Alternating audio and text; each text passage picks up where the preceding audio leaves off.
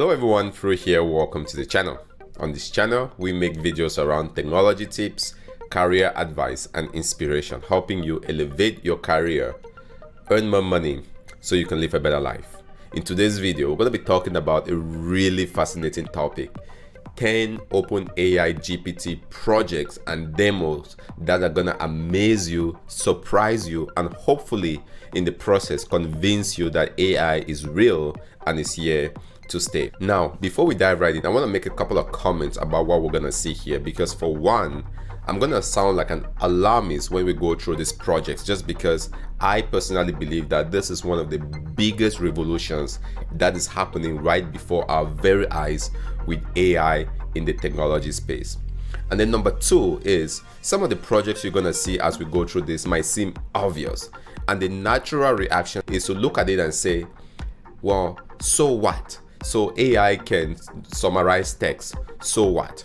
All right, that's the natural reaction for a lot of this. But what I want us to do is to look at it, and instead of saying so what, we think about it as then what. That is the implication, and that's why this gets me so excited, and it might even seem like I'm alarming. It's because of the impact of this. Then what? So that said, let's dive right into the list we've compiled. So again, 10 OpenAI GPT-3 demos and examples to hopefully convince you that AI is here, it's real, and it has a lot of impact in our lives. Now, before we go into the very first one, I want to talk a little bit about OpenAI and GPT-3. So OpenAI is a company that was founded to really innovate around the AI space. They are notable for having Elon Musk on their team, and he's a big proponent of artificial intelligence, so open artificial intelligence. Now, GPT-3 is the third version of their language model that they've developed. They've trained this on a huge data set. So GPT-3 was released in June 11 of 2020 for a beta version. GPT basically stands for Generative Pre-trained Transformer. So this is the third version, and that's why it's called GPT-3, Generative Pre-trained Transformer. So the very first one we have on our list here is GPT-3 being used for building resumes, so powering resumes. The specific use case we're going to look at here is coming from Resiai. So Resiai is this platform, and we're going to go ahead and look at the demo of this. Is this platform that is using this massive GPT-3 platform, or the model that has been built, to basically build a product around it. So instead of you having to write your resumes, which is a chronological documentation of your experience, what if you can put in some prompts? And we can see here on the screen, you can put in some prompts and the AI generates the resume for you, because this AI has been trained on millions. Basically, almost the entire web of information has been used to train this AI. We know as professionals, we need resumes to get jobs, and so being able to see AI coming firmly into this space is really eye-opening. Just imagine the power here for AI to create resumes, tailor them for the specific jobs you're going after, for the specific companies you're going after. This is huge. Just imagine what it means to be an employee, or what it means to have a resume, if AI can basically write all of that for you. And the next time you read a resume from a candidate you're interviewing, it might go to the back of your mind: is this the AI talking to me, or is this the candidate telling me what they have done? Very interesting, a worthwhile project to pay attention to. Now, the next one we're going to see here on our list is a very interesting one, and I'm sure marketers all over the world are going to love this. And this is using AI to power content marketing. So if you go into Google, you go into Facebook, you go into Amazon and all these platforms, you see ads all over the place. And a lot of people spend money and time to write those ads and those contents to get their point across. It could be very expensive and time consuming. But what if AI can do that for you? And this is where this copy smart comes into play. So it basically takes a couple of keywords, a couple of prompts, and then it converts that into ads, descriptions, metadata, landing pages, blogs, and even more in seconds. And so you can think about what this means for you. If you're browsing around Google as always and you see an ad showing up on the left side or on the right side of the screen, it might be going through your head. Is this some company actually having somebody write this, or is this just all machine generated trying to convince you to buy something?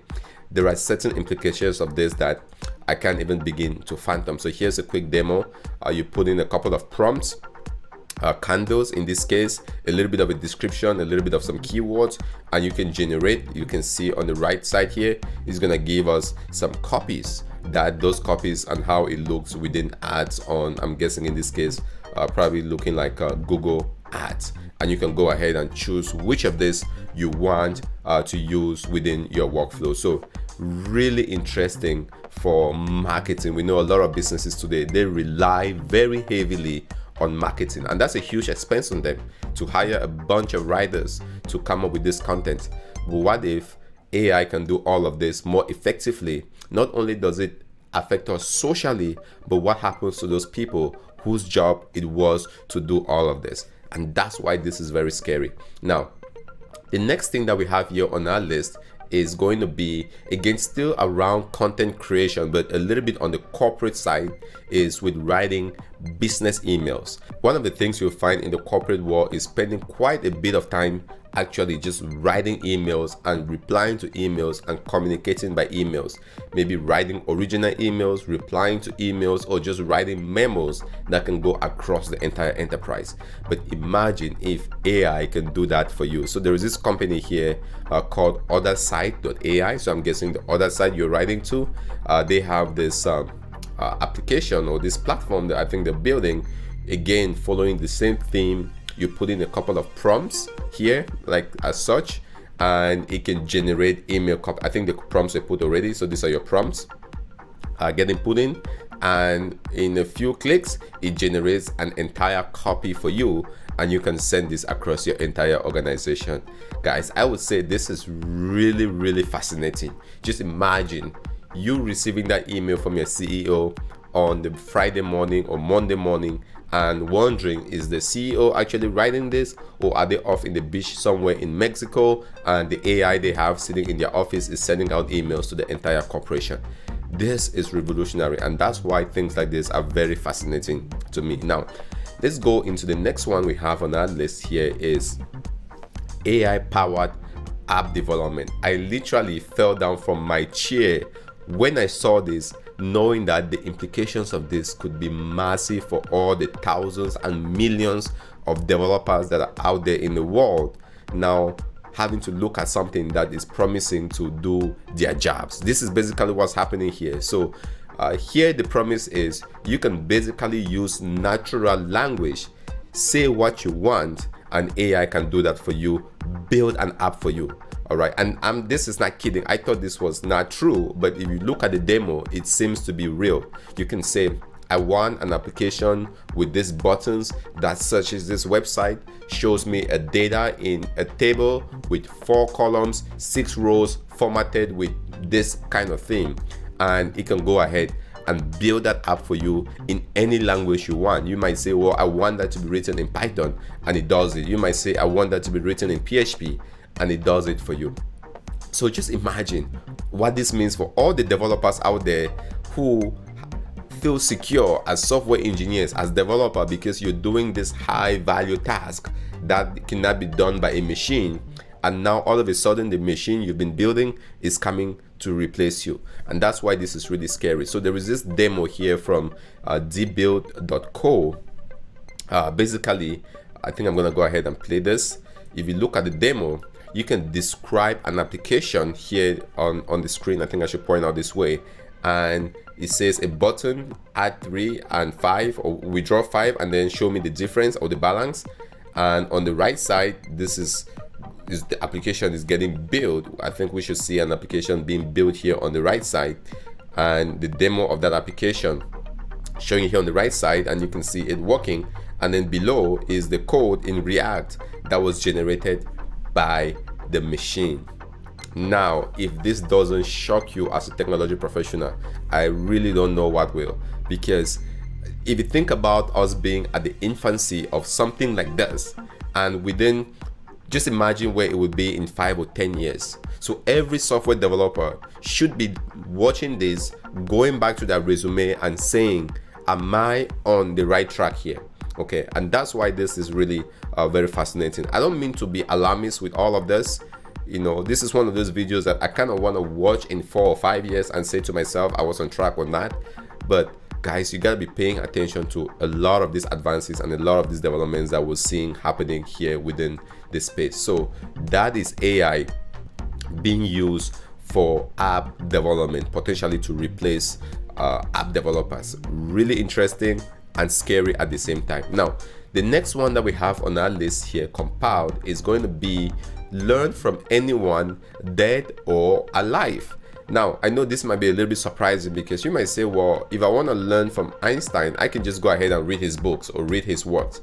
That is true. Or if you want to learn from Elon Musk, who is alive today, you might just talk to him or interview him. That is true. But the way this does it is leveraging the entire knowledge in the internet and probably all the books to get information about these people. So let's take a quick look at the demo here from this app. I believe it's called learnfromanyone.com. It redirects to this page and you can see an early demo. So let's actually go ahead and see an early demo here on Twitter. I think this individual put a video and it will expand on that video. So here you can see actually on this side, you can see talking to Elon Musk, and what this is saying is, Elon Musk, tell me about rockets, and Elon Musk is responding, you know, and this is of course not Elon Musk, but it's talking like Elon Musk because it's been trained on data to talk like Elon Musk. So I'm sure from that list you can replace Elon Musk with Tesla, with, you know, George Washington, whoever your favorite you know, a person is you want to learn from, and they can interact with you like you're almost talking real time. Just imagine, you know, you texting George Washington in the morning, say, hey George Washington, you know, or what did you think about the Revolutionary War? And George Washington, you know, speaks to you like they were, you know, living today, when we know George Washington is no more. Guys, this is fascinating. This is fascinating. So so learn from anyone, you know, talking to people who are dead or alive, again leveraging GPT-3, which is this massive machine learning model from OpenAI. Now, the next one that we have on our list here is again going to coding and software development. So this one is explain code and algorithms in plain English. If you've written code, if you're a developer, sometimes, you know, understanding code can be very complex. It takes a lot of aptitude there to understand code that someone else wrote, or just your own code at some point to understand what is going on, or even an algorithm to understand what exactly the algorithm is doing in plain English, not in your coding language. You want it in plain English. Well, what if there is a way for you to get all of that using AI? You basically give it a sample of code and AI tells you exactly what that code is doing. So what does this mean for development? And I don't even want to think about how the AI even understands the code, right? Because that's just even more interesting. But just imagine here, you're basically defining a function, which is, I think this one is a factorial, which is notoriously kind of tricky to understand, especially when I started learning programming. And you can see, what does this function do? It tells you it calculates the factorial of 5. So somehow it understands the syntax, the semantics of that code, and it can translate that to you in plain English. I could see people jumping on top of this so quickly for educational purposes. If schools are not using this to teach programming, I don't know what they're doing, all right? Because I think the old school way of teaching is probably gonna be turned upside down if you can literally pick any piece of code, have it explain it to you. If you can't understand what's going on, you understand it quickly, you write your own, and it tells you if you're doing good, you're not doing good, what the code is doing, what the code is not doing. That could be really interesting. And again, this can go both ways.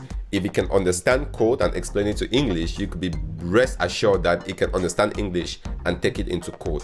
And that's why this particular one, again, is very, very fascinating. This particular demo is very fascinating. Now, let's go back into our list and continue down. There is Inception.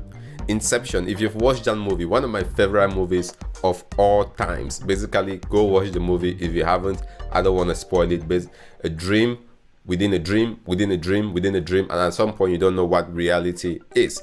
And this is kind of where we're going in the space of machine learning models and AI and all of that. So what we've seen here in the list that we've compiled is basically leveraging GPT-3 to do all of these tasks. That's a machine learning model, an AI model. Now, what if you take an AI model and you can tell that AI model to generate another AI model for you, and it actually does? And it gets scary, because if an AI model can generate an AI model that can generate an AI model that can generate an AI model, you see where we're going with this? All right, let's take a look at this demo here. Basically, this one here is build a Keras model. Keras is a popular framework for doing machine learning or AI models, especially for deep neural networks. And right there, it generates a model for you. Now, maybe this is a trivial model or it's a complex model. I really don't know. But assuming that you can now have GPT-3 generate a better version of GPT-3 that generates a better version of GPT-3, where is this going to end? All right, and that's why when I started this video, I said when we go through this, don't look at this and say, you know, oh, now what, right? Look at it as this is interesting, then what is coming afterward? Look, you know, one of my favorite quotes came from Wayne Gretzky. He was a popular hockey player, and he said, don't skate to where the puck is, you gotta skate to where the puck is going to be. And right now, with all of these things that we're seeing, no one even knows where the puck is going to be before we even start skating there. And that's why this is very fascinating, very interesting, scary, and exciting at the same time. All right, the next one that we have here is generating synthetic faces, again using GPT-3 and AI. So this is an interesting demo. I believe there are lots of applications that have been built around this, but this is just a quick one to show us you can basically use natural language, English, generate the front face of a young black adult female with brown eyes and long hair. Click a button and you got a list of realistic looking pictures that you can use in your content, you can use on your website, you can use on your blog, you can use on your article, or for whatever reason you want to use it. Those people don't exist. It's all been generated by AI. That is the power of what we're talking about. You know, as a content creator, sometimes it's challenging to find content that is not copyrighted or somebody's gonna, you know, flag you for it. But if machines can generate all of it, you know, that really opens a lot of doors to even create more content. But what the implication of all of this is, now when you look at a picture, when you look at an image, and you can literally use words to generate and create realistically looking images, how can you tell that what you see or who you're talking with or who you're interacting with is real or fake? You know, there's this whole rise of the deep fake, and people were kind of worried about that. So just something to keep at the back of your mind, that at some point what we consider real and fake are gonna blur, and we're gonna live in this place where being able to tell what is real or fake would be even harder for us to do. Now let's keep going here into the next one.